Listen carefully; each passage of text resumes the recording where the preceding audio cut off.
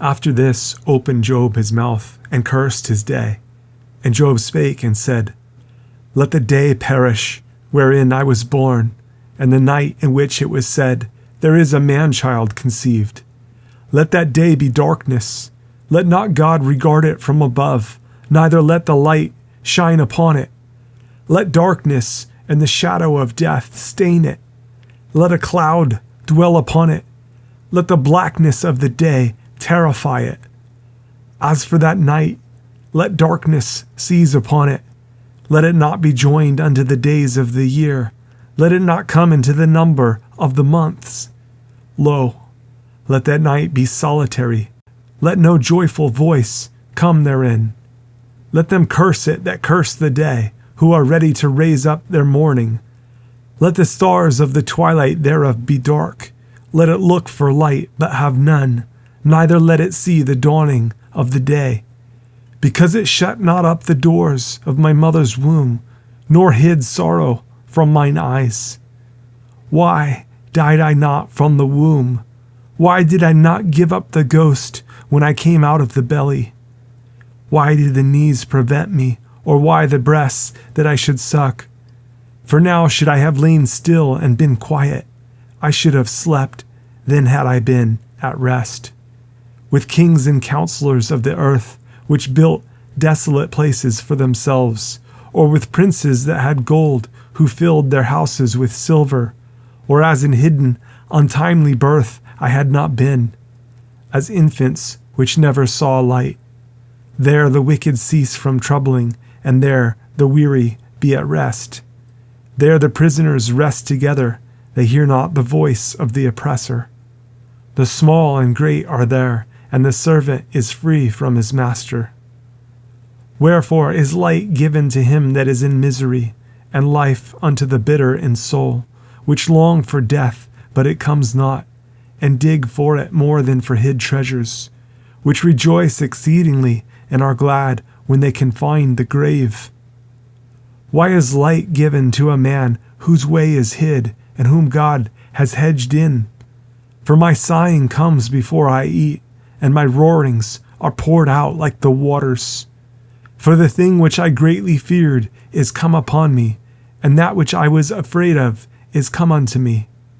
I was not in safety, neither had I rest, neither was I quiet, yet trouble came. Then Eliphaz the Temanite answered and said, If we essay to commune with you, will you be grieved? But who can withhold himself from speaking? Behold, you have instructed many, and you have strengthened the weak hands. Your words have upholden him that was falling, and you have strengthened the feeble knees. But now it is come upon you, and you faint. It touches you, and you are troubled. Is not this your fear, your confidence, your hope, and the uprightness of your ways? Remember, I pray you, whoever perished, being innocent, or where were the righteous cut off? Even as I have seen, they that plow iniquity and sow wickedness reap the same. By the blast of God they perish, and by the breath of his nostrils are they consumed. The roaring of the lion, and the voice of the fierce lion, and the teeth of the young lions are broken. The old lion perishes for lack of prey, and the stout lion's whelps are scattered abroad. Now a thing was secretly brought to me, and mine ear received a little thereof. In thoughts from the visions of the night, when deep sleep falls on men, fear came upon me, and trembling, which made all my bones to shake. Then a spirit passed before my face. The hair of my flesh stood up. It stood still, but I could not discern the form thereof. An image was before mine eyes.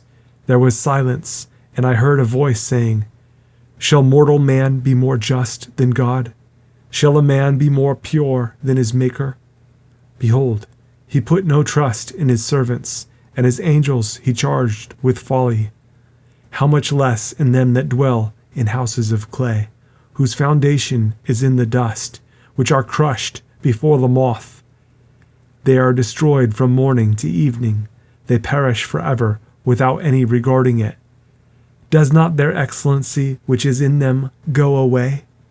They die even without wisdom. Call now, if there be any that will answer you, and to which of the saints will you turn? For wrath kills the foolish man, and envy slays the silly one. I have seen the foolish taking root, but suddenly I cursed his habitation. His children are far from safety, and they are crushed in the gate, neither is there any to deliver them. Whose harvest the hungry eats up, and takes it even out of the thorns, and the robber swallows up their substance. Although affliction comes not forth of the dust, neither does trouble spring out of the ground, yet man is born unto trouble, as the sparks fly upward. I would seek unto God, and unto God would I commit my cause, which does great things and unsearchable, marvelous things without number, who gives rain upon the earth, and sends waters upon the fields, to set up on high those that be low, that those which mourn may be exalted to safety. He disappoints the devices of the crafty, so that their hands cannot perform their enterprise.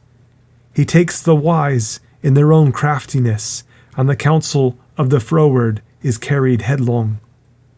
They meet with darkness in the daytime, and grope in the noonday as in the night. But he saves the poor from the sword, from their mouth, and from the hand of the mighty. So the poor has hope, and iniquity stops her mouth. Behold, happy is the man whom God corrects.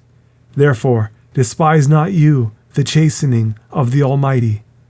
For he makes sore and binds up, he wounds, and his hands make whole.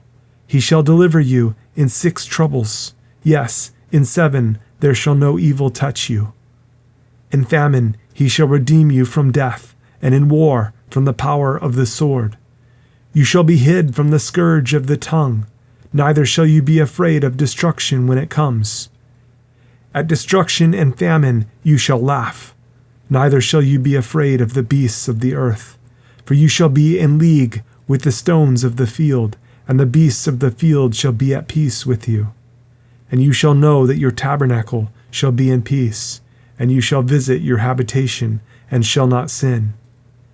You shall know also that your seed shall be great, and your offspring as the grass of the earth. You shall come to your grave in a full age, like as a shock of corn comes in his season. Lo, this we have searched it, so it is. Hear it, and know you it, for your good. But Job answered and said, Oh, that my grief were thoroughly weighed, and my calamity laid in the balances together. For now it would be heavier than the sand of the sea. Therefore my words are swallowed up. For the arrows of the Almighty are within me, the poison whereof drinks up my spirit. The terrors of God do set themselves in array against me.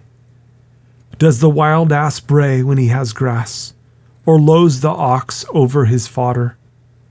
Can that which is unsavoury be eaten without salt? Or is there any taste in the white of an egg?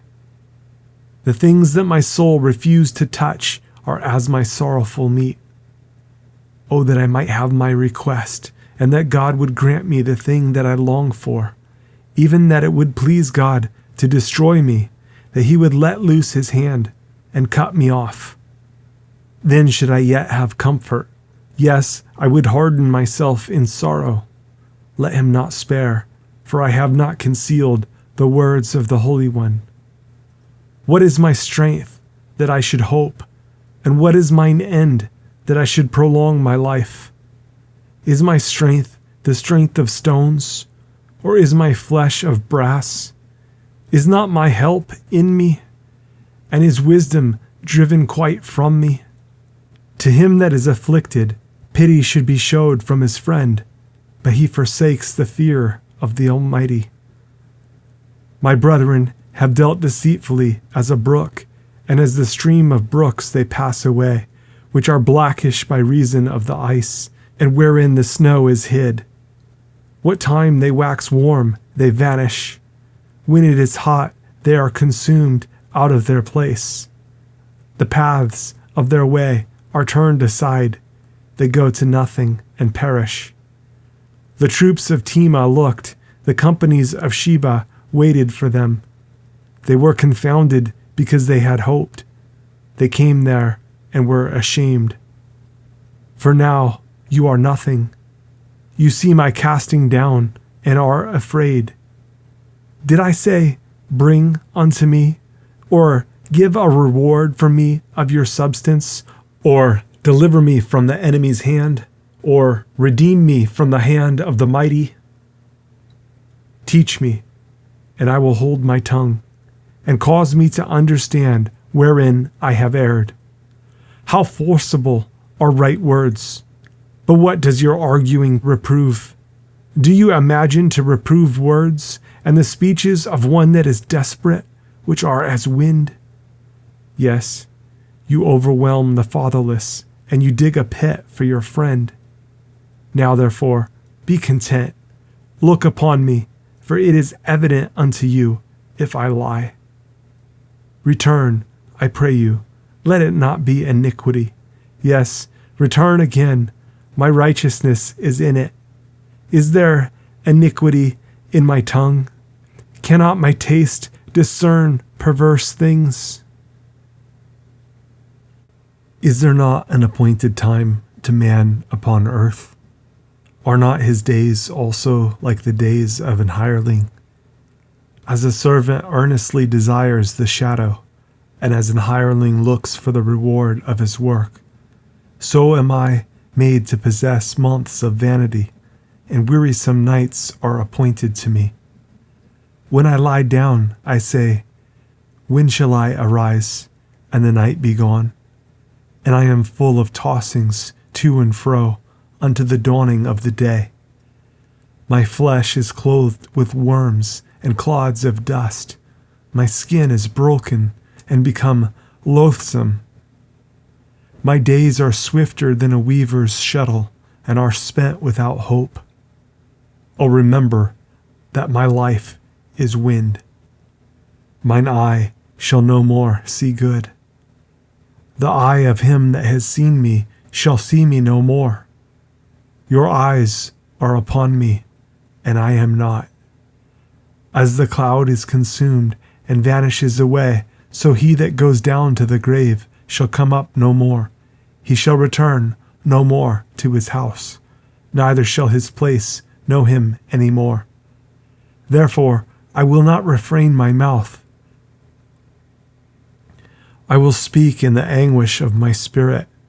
I will complain in the bitterness of my soul. Am I a sea or a whale that you set a watch over me? When I say, my bed shall comfort me, my couch shall ease my complaint, then you scare me with dreams and terrify me through visions, so that my soul chooses strangling and death rather than my life. I loathe it. I would not live alway. Let me alone, for my days are vanity. What is man that you should magnify him, and that you should set your heart upon him, and that you should visit him every morning and try him every moment?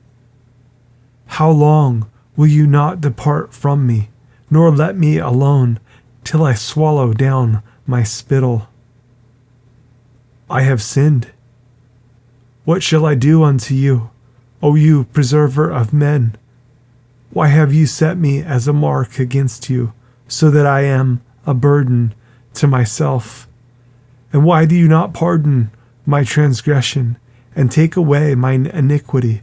For now shall I sleep in the dust, and you shall seek me in the morning, but I shall not be.